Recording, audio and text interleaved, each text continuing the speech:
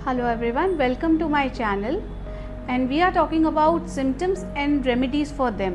अगर आपने ये symptoms अपनी लाइफ में महसूस किए हैं अपने साथ होते हुए for a very long time, तो आप ये रेमेडीज़ कर सकते हैं। पार्ट 1 में भी मैंने आपके साथ सन, मून और मार्स से रिलेटेड कुछ सिम्टम्स और उनकी रेमेडीज शेयर की थी। आज हम बात करेंगे अगले 3 प्लैनेट्स की। कुछ सिम्टम्स जैसे कि लॉजिकल थिंकिंग मिसिंग होना, एनालिटिकल थिंकिंग ना होना, पुअर कम्युनिकेशन, नेटवर्किंग इस्टेब्लिश नहीं कर पाना, बिजनेस करना चाह रहे हैं बट बिजनेस को लेकर दिक्कतें आ रही हैं बार बार, साथ में ही नमनेस, नर्वस ब्रेकडाउन होना। आप कुछ ऐसी सिचुएशन फेस करते हैं लाइफ में जहाँ पे आपको डिसीजन लेना है मेजर, बट आपको नर्वसनेस या नर्वस ब्रेकडाउन होता है बार बार, तो आप इस प्लैनेट से रिलेटेड रेमेडीज़ अपने साथ कर सकते हैं। हो सकता है वो प्लैनेट आपको सही रिजल्ट्स ना दे रहा हो। कुछ और सिम्टम्स भी इससे जुड़े हैं जैसे कि स्टैमरिंग, कम्युनिकेशन क्लियर ना होना, अपनी बात सही से ना कह पाना, जो आप कहना चाह रहे हैं लोगों को, जो समझाना चाह रहे हैं वो सही से ना कह पाएँ। साथ में स्किन का इशू, स्पेशली एक्ने का इशू होना। साथ में ही आपने देखा है कि आपकी जो मैथ्स की स्किल है वो काफ़ी पुअर रही है, तो ये मरकरी के रिजल्ट्स आपकी लाइफ में हो सकता है ठीक ना आ रहे हों। इसके लिए वेडनेसडे के दिन यानी कि बुधवार के दिन आप ये रेमेडीज़ कर सकते हैं, जैसे कि व्रत रखना, गणेश जी की पूजा करना, साथ ही मूंग, हरी मूंग जो आती है वो गाय को खिलाना, उसका दान करना, तुलसी पूजा करना, हरे कपड़ों का दान करना। ये कुछ उपाय हैं जो आप अपने इन सिम्टम्स के लिए कर सकते हैं।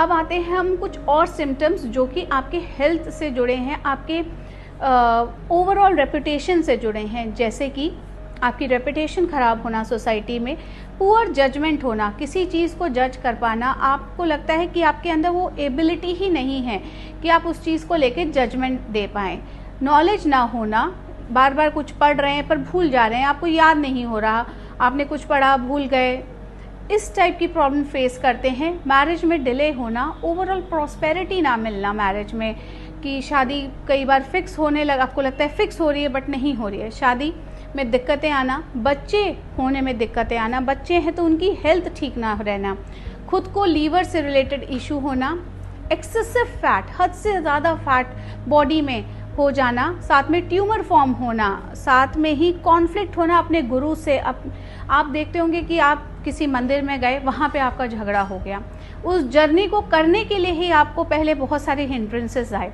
घर में कुछ पूजा रखी तो वो टाइम से नहीं हो रही, जो आप टाइम चाह रहे हैं वो उस समय नहीं हो पा रही है, सही गाइडेंस का ना मिलना, सही एस्ट्रोलॉजर का ना मिलना, आपको लगता है आप किसी से गाइडेंस लेने गए या एस्ट्रोलॉजर से आप कंसल्टेशन लेने गए तो वो आपको सही नहीं मिला, साथ ही आपका लक आपका फेवर ना करना, आपको लगता है कि आप बहुत ज़्यादा अनलकी हैं या बार बार आपको लक से रिलेटेड इशू आता है, तो आपका जुपिटर प्लैनेट आपकी ब्लेसिंग्स आपको सही से नहीं दे रहा है। जुपिटर के लिए दिन है थर्सडे का, विष्णु जी को जोड़ा गया है जुपिटर से, विष्णु जी की उपासना करना, थर्सडे के व्रत करना, येलो कलर खास करके उसको आप डोनेट कर सकते हैं, येलो के कपड़े, और साथ में ही आप इसमें क्या कर सकते हैं, चने की दाल भिगोकर अगले दिन चने की दाल दान कर सकते हैं, एंड टर्मरिक, हल्दी, उसका भी दान कर सकते हैं।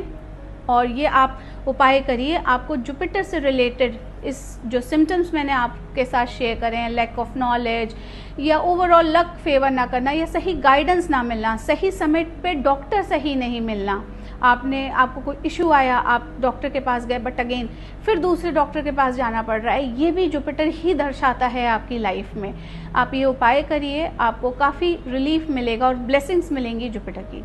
अब हम आते हैं थर्ड प्लैनेट पर, वो जुड़ा है आपके रिलेशनशिप पे। शादी आपकी हो गई बट शादी ठीक नहीं चल रही है, आप खुश नहीं हैं, ओवरऑल हैप्पीनेस शादी में नहीं मिल रही है, आपको प्रॉब्लम्स हो रही हैं अपनी वैवाहिक जीवन में या रिलेशनशिप में भी, ब्रेकअप हो गया, लोगों ने आपके साथ चीट करा, साथ में ही फाइनेंशियल प्रॉब्लम, जैसे कि आपने कुछ अमाउंट इन्वेस्ट करने का सोचा, आपने सोचा मैं ये अमाउंट इन्वेस्ट करता हूँ और आप सोच के बैठे हैं कि आपको प्रॉफिट होगा, बट हर बार आपको उसमें लॉस हो रहा है। आपकी फाइनेंशियल प्रॉब्लम जो प्लानिंग है वो भी काफ़ी पुअर है। साथ में ही आपका किडनी, शुगर से रिलेटेड इशू होना, रिप्रोडक्टिव ऑर्गन से रिलेटेड इशू होना, बॉडी में हार्मोनल इम्बैलेंस होना और ओवरऑल आपको कंफर्ट नहीं है लाइफ में, तो ये वीनस रिलेटेड है।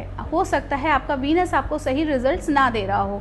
साथ में ही हद से ज़्यादा खर्चा करना उन चीज़ों पे जो आपको प्लेजर देती हो। साथ में लेज़ीनेस, कुछ काम करने का मन नहीं करना, दिन भर बस लगता है एसी ऑन करके घर में आप लेटे रहें, किसी काम का मन नहीं करता, कुछ आप करना नहीं चाहते हैं, बस टीवी दे दीजिए, खाना दे दीजिए, इस टाइप की चीज़ों में ही इंडल्ज ज़्यादा होना चाहते हैं। जो प्लेजर रिलेटेड एक्टिविटीज़ में उसमें ओवर इंडल्जेंस होना। देखिए एक लिमिट में इन चीज़ों को एंजॉय करना ठीक है, बट जहाँ पर ये ओवर हो जाएं तो वो वीनस के नेगेटिव इम्पैक्ट्स दिखाता है।